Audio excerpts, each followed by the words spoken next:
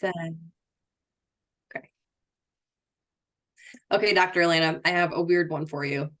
My friend, who's ironically also named Katie, messaged me and said that on day 10 of her cycle, she's been tracking these since May.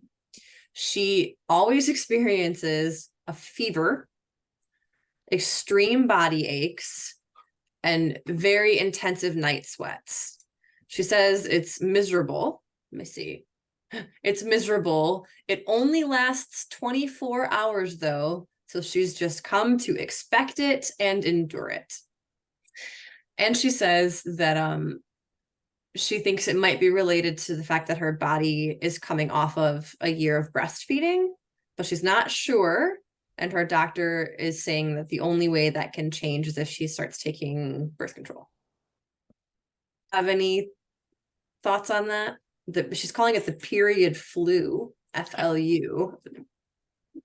Yeah, it is called a period flu, and these are transitory symptoms, usually involve breast tenderness, bloating, feeling run down, under the weather, so to speak. These are all associated with hormonal fluctuations, and there is Okay. a lot of hormonal fluctuations involved during breastfeeding and immediately postpartum. So if this is happening for her, it would be helpful to do a cycle mapping to see exactly where her estrogen and progesterone are during a given cycle. I don't know if she has regular periods, 28 days, and whether this is happening at day 10, which night sweats are kind of associated with a fluctuation in that estrogen and in relation to the progesterone. A lot of women will also experience postpartum blues because of that sharp drop in their progesterone, leaving them at estrogen exposure without appropriate balance of the progesterone. So they could experience these breast tenderness, bloating, weight gain, puffy face, eyes, things like that.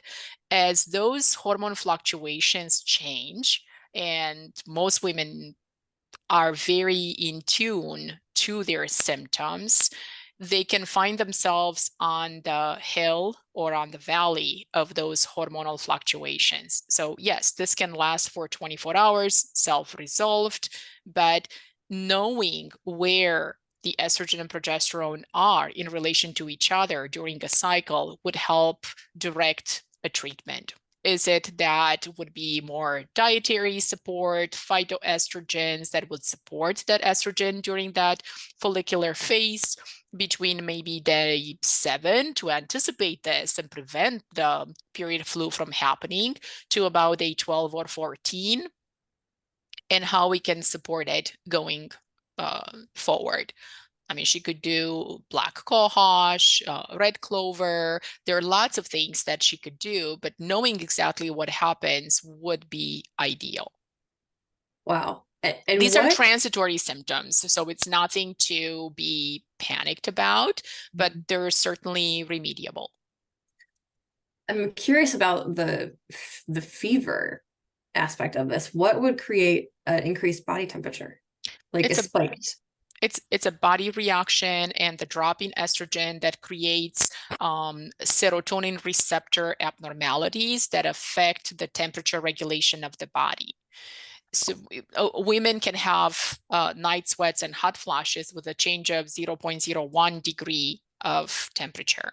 So it requires very minimal change in temperature for someone to experience a dysfunction of those serotonin receptors and get night sweats or hot flashes. Wow, that's fascinating. Can change serotonin. Crazy. All right. Well, I'll take that Yeah, answer back to her. they do interact with each other, that estrogen effect on serotonin receptors. That's crazy. And very, very interesting. Thank you for that information. I will let her know. I'll probably send her a link to this video and she can take it, for what it's worth. Maybe give you a call. Sounds good. The Let her know. period flu explained. I'd be happy to help her. Awesome. Well, thank you very much. My pleasure. On to the new recording. Stay All right. tuned. Sounds good.